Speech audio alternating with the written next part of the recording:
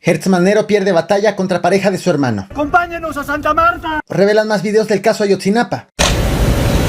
Y la terrible agresión en Palenque de Michoacán. ¿Aquí donde hacen los bailes? Bienvenidos al Caporal del 28 de marzo. ¡Comenzamos!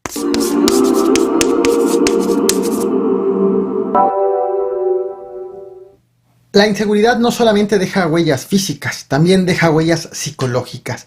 La mañana de este lunes 28 de marzo, en la Terminal 3 del Aeropuerto Internacional de Cancún, se escuchó un estruendo. Acto seguido, la gente salió corriendo en pánico ante lo que creyó que era una balacera.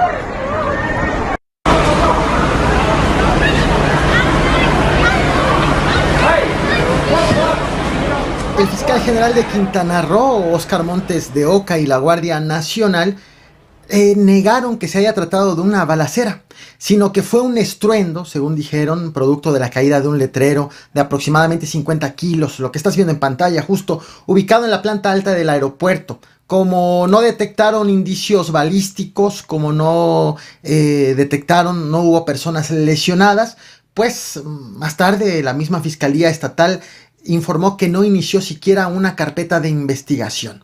El Centro Operativo de Inteligencia del Aeropuerto Internacional de Cancún informó que fueron 3 los letreros de 50 kilos los que se cayeron, y no solamente uno, y 50 kilos de peso cada uno.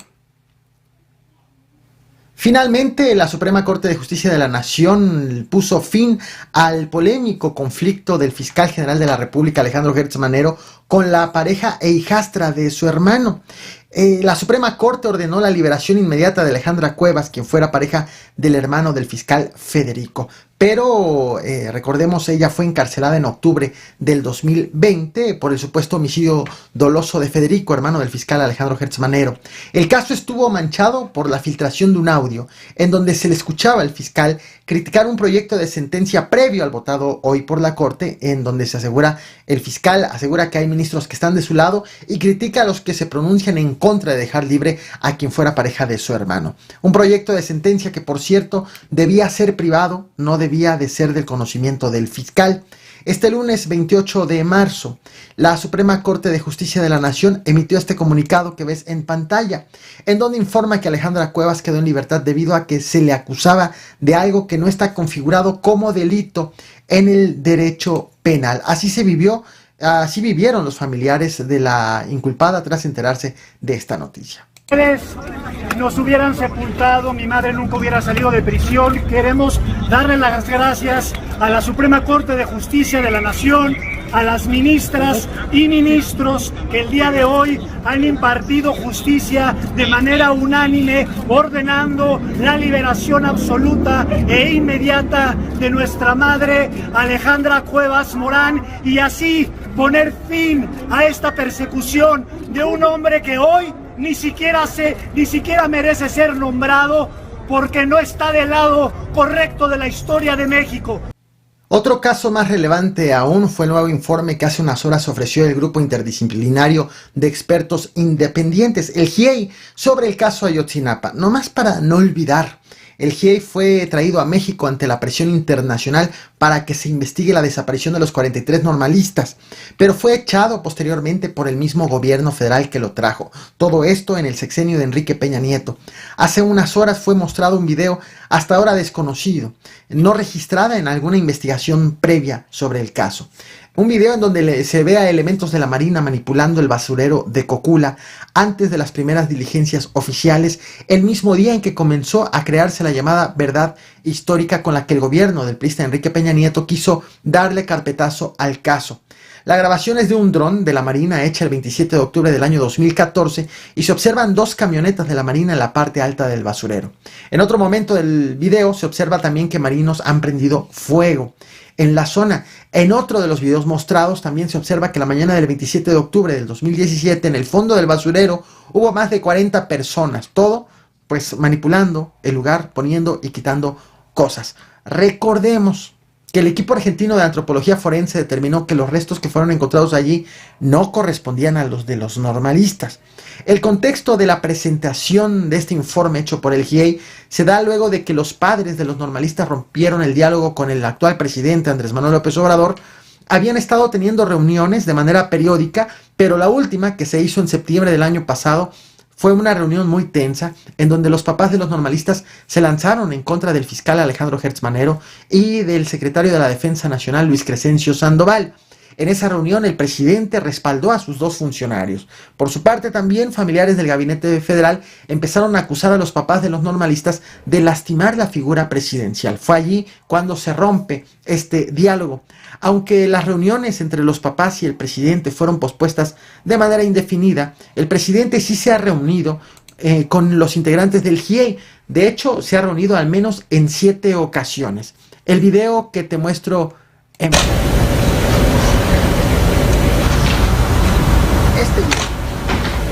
Aquí se observa elementos de la Secretaría de Marina interviniendo 2 zonas del basurero para la creación de la llamada verdad histórica del entonces Procurador General de la República, Jesús Murillo Caram.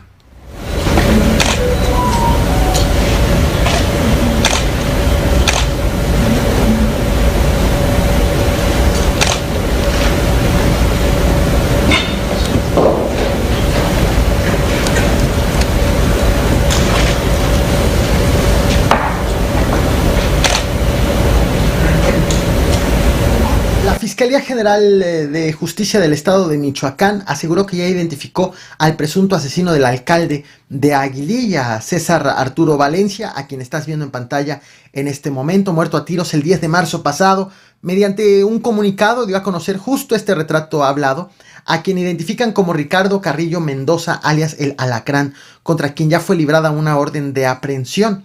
Según la fiscalía, Ricardo iba a bordo de una motocicleta tipo cross acompañado de otra persona. Ambos interceptaron al alcalde, Ricardo le disparó, regresó a la moto y ambos huyeron. Autoridades de Michoacán aseguran que colaboran con las fiscalías de todo el país para extender la búsqueda del presunto agresor a toda la República Mexicana. Y llegamos al tema principal, un hecho que no ha sido esclarecido. Hay muchas preguntas pendientes por ser resueltas.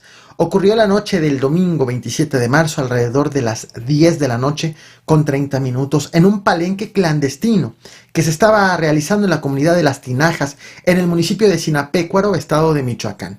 Los primeros reportes llegaron de medios locales que aseguraron que al lugar llegaron hombres armados, con ropa tipo militar, y atacaron con armas largas a los asistentes. Inicialmente, la Unidad de Servicios Periciales del Estado registró a 19 personas sin vida, 16 de ellas hombres, 3 de ellas mujeres. Heridos, habían informado de heridos, sin embargo no dieron una cifra de ellos. Por la noche, la Secretaría de Seguridad Pública de Michoacán informó que ya habían empezado a realizar recorridos para dar con los responsables. El operativo estaba integrado, según dijeron, de elementos de la Secretaría de la Defensa Nacional y de la Guardia Nacional. En la conferencia matutina de este lunes 28 de marzo, el presidente de la República, Andrés Manuel López Obrador, aportó más detalles de lo ocurrido. Confirmó la cifra de 19 muertos, precisó la de los heridos, 6, aseguró el presidente. Y también dijo que había sido enviado un equipo especial del gobierno federal a la zona para realizar las investigaciones. Sí, que fue una masacre de un grupo contra otro en un palenque clandestino donde estaban y llegaron y ahí balacearon a los asistentes y hubo desgraciadamente muchos muertos. Confirmados 19 muertos ya. Sí. Sacó el comunicado de la Fiscalía. ¿Y heridos, presidente? También heridos, están siendo atendidos, heridos. 6, ¿no? Las bandas que están ahí operando, pero ya salió un equipo para allá, para la investigación y para atender el tema. Por su parte, el gobernador, el morenista Alfredo Ramírez Bedoya, aseguró que la masacre fue producto de la ruptura de las inercias del pasado y que su estrategia de seguridad va por el camino correcto. Hemos cortado de tajo con cualquier pacto con delincuentes. Eso ya no se da en Michoacán. Y hoy tenemos un gobierno que tiene rumbo y que no está sometido a ningún grupo de la delincuencia, ni tampoco grupo social, ni mucho menos. No hay ningún acuerdo oscuro ni debajo de la mesa con ninguna asociación delictuosa. Casi a la par que el presidente de la República hablaba en la conferencia matutina sobre lo ocurrido en aquel palenque, la Fiscalía de Michoacán confirmó que la cifra de muertos había subido a 20.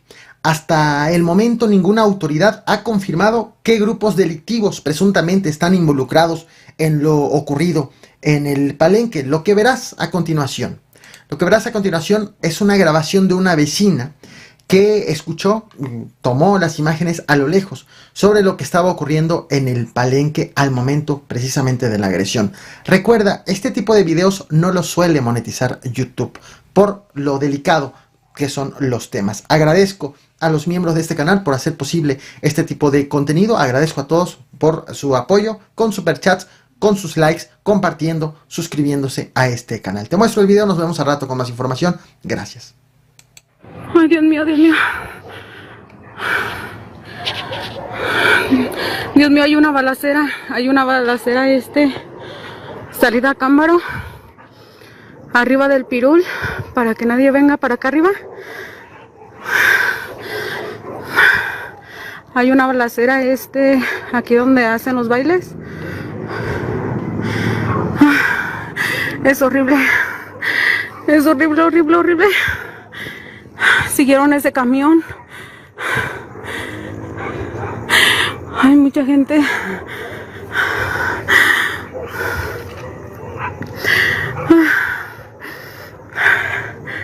Ay, Dios bendito.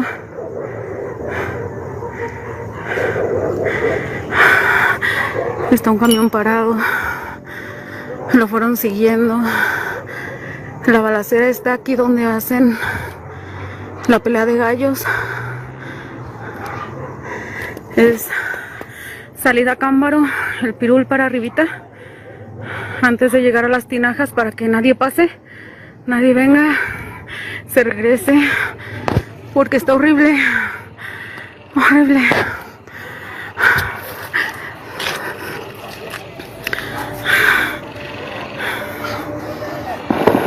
Ay, Dios mío. Ay, Dios mío, la gente se bajó de carros, no saben a dónde ganar. Ay, Padre Santo, iba un taxi, la gente se está bajando, un autobús se va a regresar. Ay, Dios. Ay, Dios mío. Ay, Dios mío.